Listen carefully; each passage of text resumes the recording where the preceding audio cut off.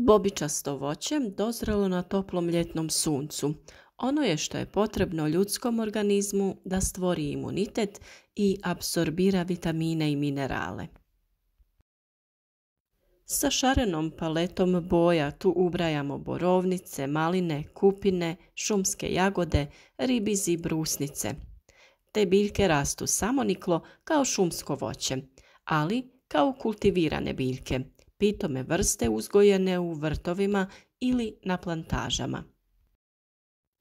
Njihovi sočni, mekani i ukusni plodovi odličan su izvor prirodnih vitamina, minerala i enzima.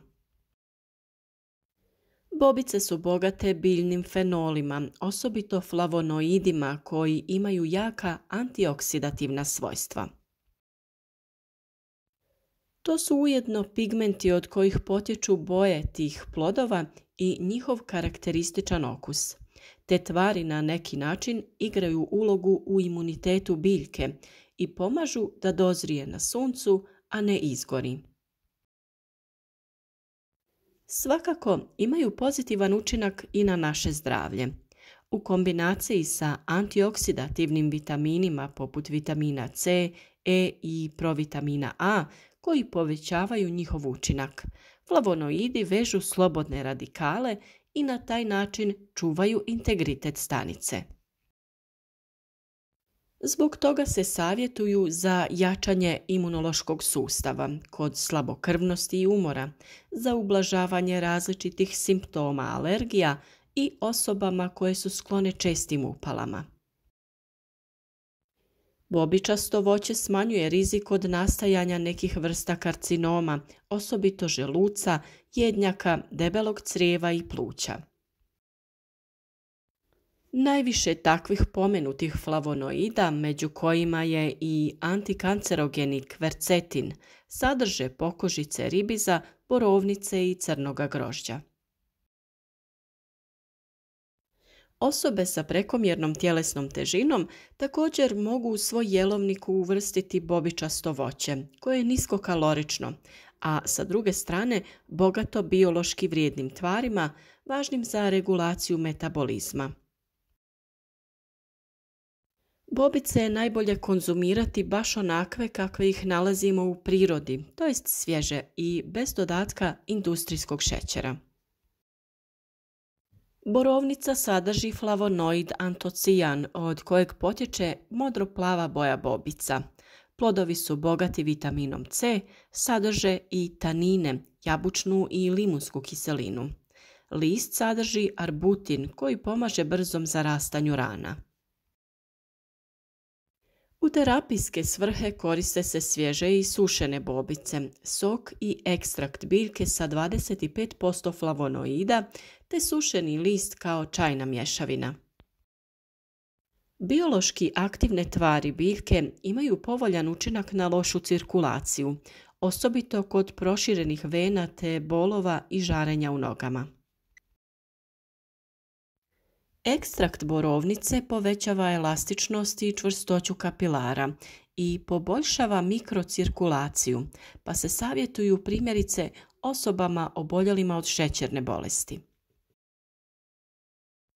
Klinička ispitivanja talijanskih znanstvenika potvrdila su da utječu na poboljšanje vida, to jest poboljšavaju prokrvljenost mrežnice, te usporavaju degenerativne procese na oku poput katarakte, sive mrene. Dokazana je i njihova djelotvornost kod upalnih bolesti sluznice, usne šupljine i ždrijela. Sušeni list borovnice koristi se u čajnim mješavinama za liječenje povišenog šećera u krvi, a djeluje i kao blagi diuretik. Kupina je toliko široko rasprostranjena da je samo u Europi poznato nekoliko stotina vrsta. Kao i malina, kupina se najviše uzgaja u vrtovima, ali najmirisniji plodovi sa karakterističnom aromom rastu kao samonikli grmovi u prirodi, najčešće u šumama. Ljekoviti dijelovi biljke su plodovi, listovi pa i korijen. Plod od minerala najviše ima željeza, kalija, kalcija, fosfora i magnezija, a od vitamina ima vitamin C i karoten, provitamin A. Zreli plodovi koriste se u pučkoj medicini kao dobro sredstvo za jačanje želuca, a budući da djeluju umirujuće, savjetuju se onima koji pate od nesanice. Čaj od kupinova lišća zbog bogatstva tanina koristi se kod dijareje, upalnih bolesti crijeva, kožnih osipa i krvarenja, kod bolesti probavnih organa.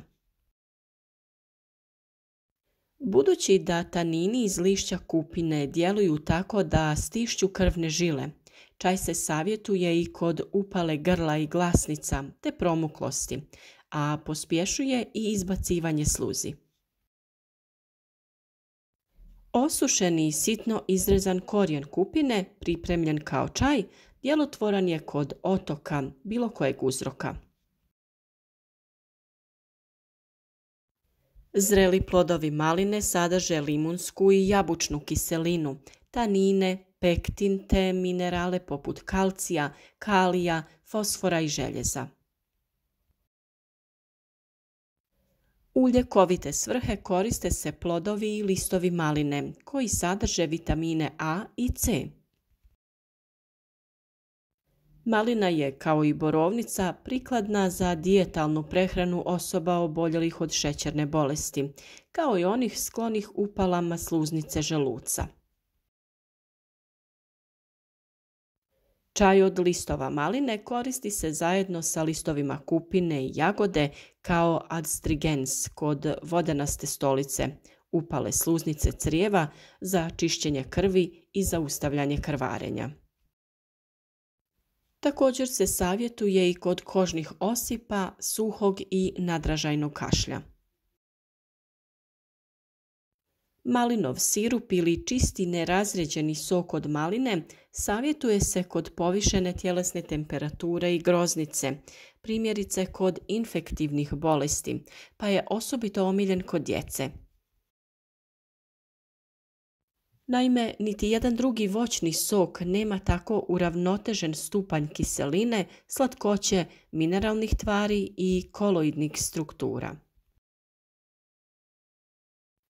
Malinov ocat koji se priprema iz jednog dijela malinova sirupa i 2 dijela vinskog octa odlično je sredstvo za grgljanje u slučaju upale grla. Sa svojim crvenim bobicama brusnica je ujedno najbogatija antioksidantima, prije svega flavonoidom zvanim proantocijanidin. Sadrži i vitamin A i C te tvari sa P-vitaminskim djelovanjem. Naime, vitamin P ili rutin poznat je po tome što popravlja prokrvljenost i kapilarnu cirkulaciju. Uz to ove zdrave bobice sadrže i jabučnu, limunsku i jantarnu kiselinu, tanine i pektine. U sjemenkama ima oko 30% masnog ulja koje sadrži linolnu i linolensku kiselinu.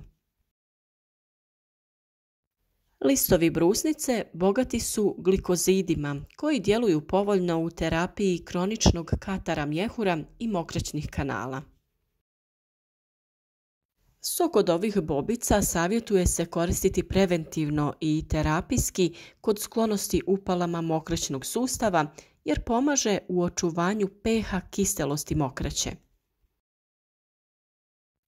Nakon kure od mjesec dana znatno se smanjuje mogućnost recidiva upale.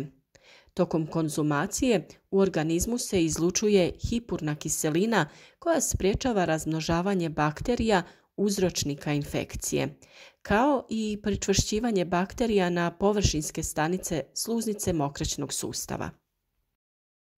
Ujedno skraćuje i trajanje upale, ublažava bolove, osjećaj žarenja i druge simptome.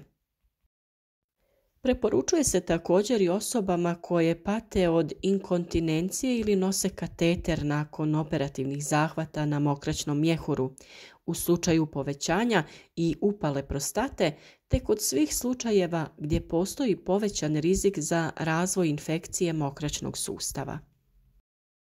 Savjetuje se konzumacija i tokom trudnoće. Brusnica dakle djeluje kao prirodni antibiotik, osobito kod infekcija izazvanih bakterijom Escherichia coli, a novija istraživanja pokazuju da aktivne tvari iz brusnice djeluju i na uništenje bakterije Helicobacter, koja je najvažniji uzročnik čira na želucu. Čaj od listova brusnice koristi se kao pomoć kod reume i gihta jer pomaže u normalizaciji razine mokraćne kiseline u krvi. Savjetuje se tokom 3 sedmice piti 3 šalice na dan, a potom napraviti stanku. Kao vrsta, crni ribiz najčešće se koristi u narodnoj medicini. Ovisno o sorti, bobice mogu biti žute ili crvene boje. Zreli plodovi sadrže biološki vrijedne tvari, osobito organske kiseline, minerale i vitamine. Crni ribiz najbogatiji je vitaminom C i ima ga oko 200 do 230 mg u 100 g ploda, što je gotovo 2 puta više nego u plodu limuna ili naranče. Plod sadrži mnogo vitamina A te neke od vitamina B skupine B1, B3 i B6. Neki autori ističu vrijednost bobica i po tome što sadrže rijetki vitamin J, vitamin za pluća, koji je sličan vitaminu C, pa se bobice savjetuju u sprječavanju i liječenju svih oblika infekcija i upala pluća. Plod se koristi i prerađen za izradu soka, kompota, pekmeza i marmelada, a od njega se pravi i ocat, vino i likeri. Od minerala ima najviše kalija, kalcija, fosfora, željeza i bakra. Plodovi crnog ribiza savjetuju se i kod iscrpljenosti za jačanje prirodne otpornosti organizma, kod slabokrvnosti, za poticanje apetita te za ublažavanje želučanih i crijevnih tegoba. Listovi crnog ribiza sadrže organske kiseline tanin i eterično ulje, koje djeluje povoljno na rad bubrega te kod svih pojava reumatskih bolesti i gihta. Šumska jagoda je zeljasta trajnica koja se posebno izdvaja mirisom, bojom i okusom. To je omiljeno šumsko voće pastira, planinara, izletnika i drugih ljubitelja prirode. U terapijske svrhe koriste se plod, list i korijen biljke. Jagoda obiluje vitaminom C, ovisno o vremenskim prilikama, u 100 grama ga ima oko 60 mg, ali bogata je i nekim od vitamina B skupine, te ima nešto folne kiseline i vitamina E. Od minerala ima najviše kalcija, kalija, željeza, magnezija, fosfora i mangana, dok su listovi bogati taninima. Korijenje i listovi jagode koriste se za grgljanje, zaustavljanje dijareje, kod upale sluznice želuca, ali i kao blagi diuretik u čajnim mješavinama. Svježi plodovi jagode potiču rad jetre i žuči. Pitome jagode koje sadrže 37 kalorija na 100 grama, pored vitamina C sadrže mnogo kalija i mangana, koji je važan za rast, metabolizam i živčani sustav. Najukusnije su svježe, a zamrzavanjem gube dio svoje arome jer u tom slučaju popucaju stanične stjenke.